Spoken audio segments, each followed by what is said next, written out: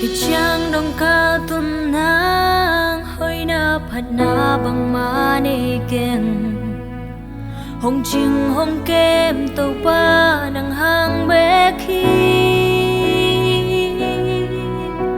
kamai lam hun kem pe nang ma khut sung ha kong a phi cây hạt đan trên cây tàu pa hong ton pi o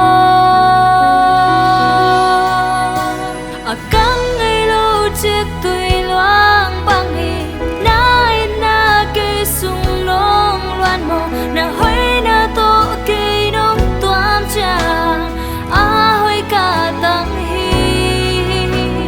sung lệ pai lệ gió hi cây hè na thu pa cây ya điên chừng hè nắng tung lung đam cô điên xiêm lầu cây điên ở đang ông cây lung đam loài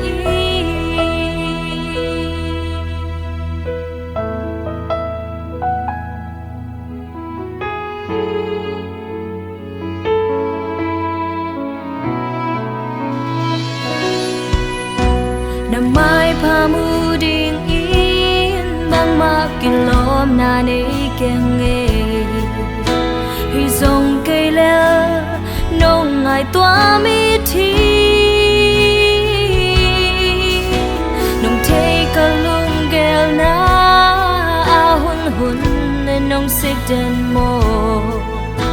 mong này lâu hi nông ít na lian a ton tung kip